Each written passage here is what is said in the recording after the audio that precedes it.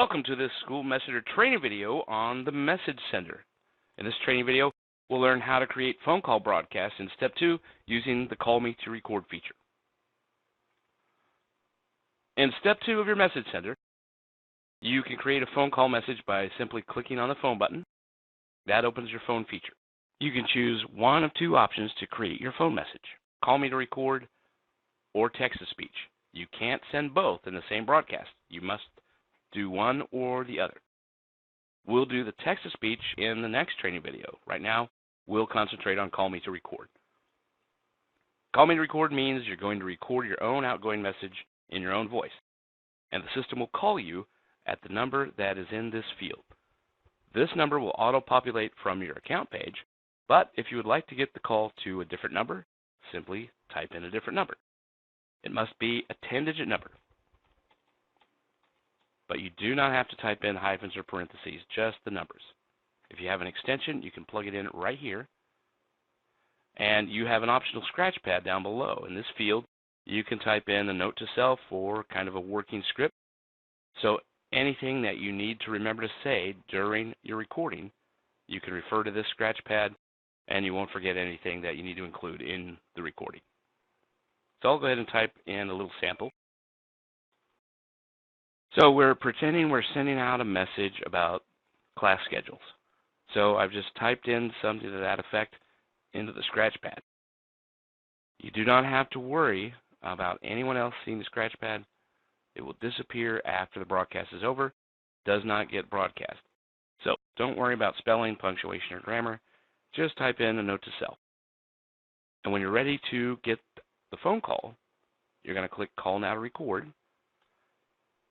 Have your phone handy because it only takes a few seconds for the call to come through. When it does, I'll put my phone on speaker. Here it comes. And you'll be able to hear how this is done. Here we go. Hello. When you are ready to begin recording your message, press 1 and follow the prompts. So just follow the prompts here. I'm going to press 1. Begin speaking immediately after the beep. Press any key to stop recording. Hi, this is a reminder that our class schedules for next semester have changed and are now posted online. Please go to the website to see the updated schedules. If you would like to hear this message again, press the star key. Your message will now play back. Hi, this is a reminder that our class schedules for next semester have changed and are now posted online. Please go to the website to see the updated schedule. If you would like to hear this message again, press the star key. To save this message, press 1. To replay this message, press 2. To re-record this message, press 3. So I want to save that message, so go ahead and press 1. Your message has been saved. Thank you. Goodbye. And that's it.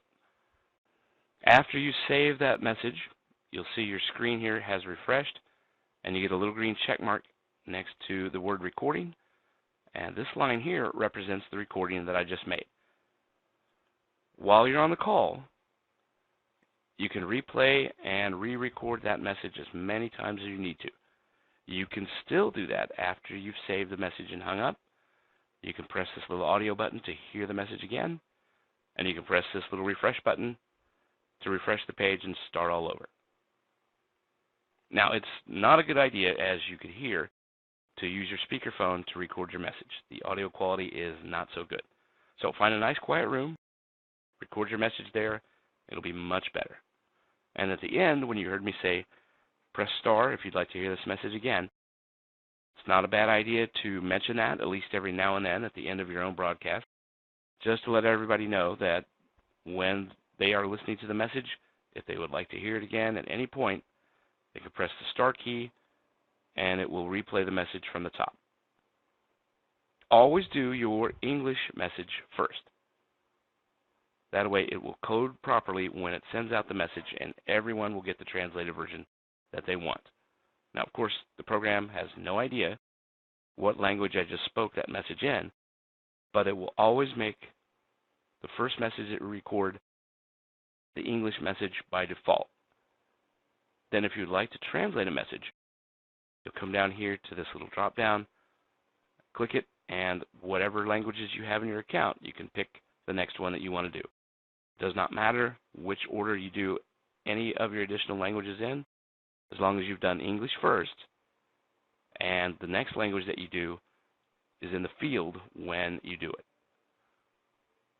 Now, Spanish is a secondary default language in any account, but support has nearly 80 different languages that can be added to your account.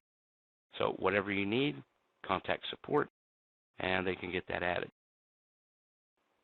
So if I wanted to do a Spanish translation of this message, I would make sure Spanish is in this field.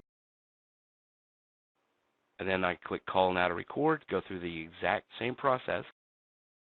Only this time, I have to say this message in Spanish. I don't speak Spanish well enough to do that. If you don't either, but you still want your message to be in a live recorded voice, then you'll need to recruit a little help. Unfortunately, there is not a live voice translator in the program. They are out there, but they're just not quite good enough yet. So, contact a colleague who does speak Spanish. Let them do the message for you. You won't even have to drag them down to your computer. You can just plug in their phone number into this field, tell them to expect the call, click Call Now to Record, they'll get the phone call, they'll record your Spanish version. And when they save it, it appears right here underneath your English. You'll repeat that process for every additional language that you want to translate the broadcast into, and when you're finished, you scroll to the bottom of the page, click the big green Save button, and the phone message is finished and ready to be sent in step 3. Now I can send the phone message alone right now, or I could add another format to go out with it. And once this phone message is sent, everyone automatically gets the translated version that they want based on the language preference in their contact record. And in subsequent training videos in the Message Sender series, you will learn how to create and send each additional message format here in the Message Sender. Thank you for watching, and have a great day.